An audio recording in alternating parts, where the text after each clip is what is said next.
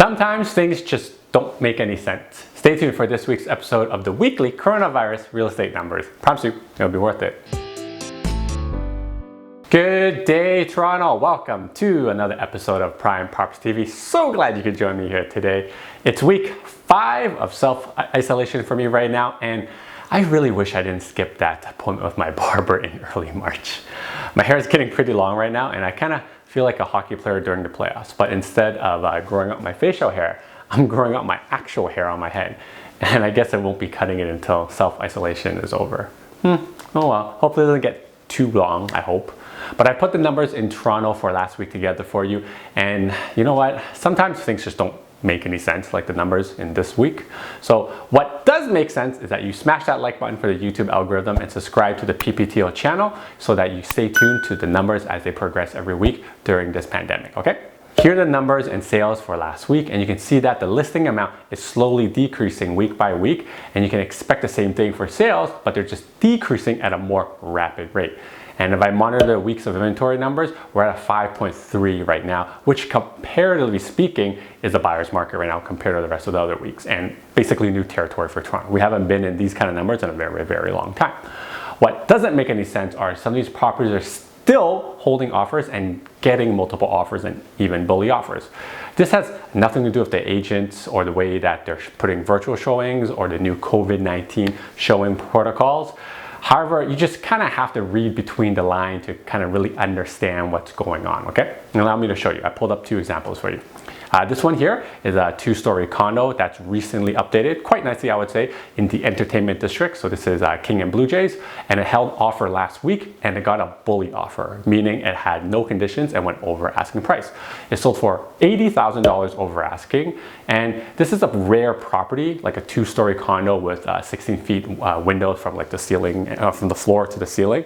And you would think that it would easily have sold for over $80,000. And it's kind of above market value because that it sold for $80,000 over.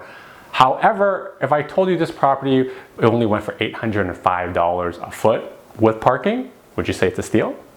In this market, yeah, I probably would say, yeah, it is. If we listed this back in February, I bet you would go easily over $800,000, so over $100K over asking. And to be clear, this building doesn't necessarily trade around $1,000 per square foot like normal other buildings do in this area, but it easily should have gone over $800,000 if this was listed back in February. Now, I would say this is probably anywhere between a 4 to 5% discount from like 8 weeks ago, maybe, more or less. Here's another example, okay? It's a townhome that's in the Danforth area, north of Danforth by Woodbine Station. This property sold for $227,000 over asking during a pandemic. It's renovated fully and was also holding offers, similar to the condo example in the entertainment district previously. However, a property similar to this, you can see over here, sold in February for $167,000 less than what this property sold for. Although this property is very, very nicely renovated, 157 Glebe Mount is clearly the new market value and the new norm for this type of product in that area. So again, this shows that there's a lot of demand for good looking renovated properties, especially towns and semis. However, I will say, every property, depending on the condition and the buyers still looking, could dictate a different outcome. And that's what doesn't make sense because every property is kind of doing things differently during the pandemic. Now, I wouldn't have expected the town to be setting new records during a pandemic, especially in the Danforth area, but I also wouldn't have expected a 2-story condo in the entertainment district to sell for less than $805 a foot with parking. So sometimes things just don't make sense. But let's kind of take a step back and look at it from a macro perspective and all the micro markets, okay? So you can see that I'm on week 6 since counting it on a weekly basis. And you can see, like I was talking about earlier, this last week we got 530 new listings, which is about 70 less than last week. But we also got 100 sales only, which is about 80 less than last week. So this is what I've been saying earlier, that the activity is decreasing rapidly, and I'll go over each micro market. But because there's so little activity, don't look at the prices because there's outliers that are going to skew it either way. So it's not that if prices are going up or going down, it's the changing of the market. That's not what we're looking for, okay? So let's just look at condos first. You can see that the price technically went back up from last week, but don't think it's rebounding. It's just because the sample size is so small and maybe the sample size had more expensive condos, okay? What I am looking for now is the days on market, which is DOM, and the listing price, whether it's above or less than 100%, okay? And you can see that the days on market is increasing, meaning less demand. Also, the percentage sold is also decreasing, which is a sign that the market is trending downwards.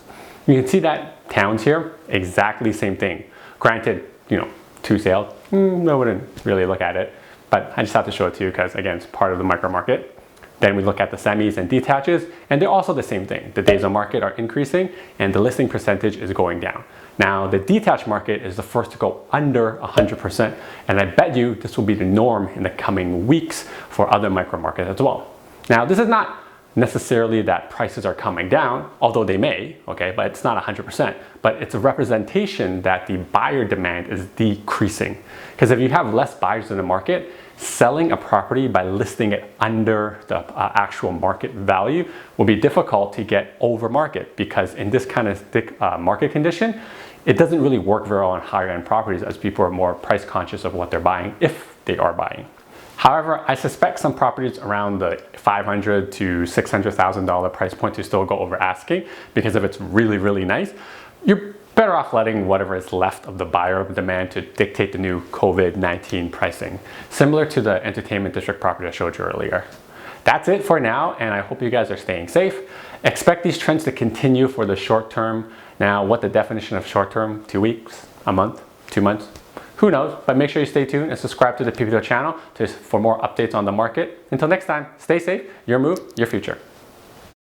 Now that you're done watching this one, how about this one? Oh, you know what? This one's good too. Ooh, this one's really good. You know what? Just watch them both.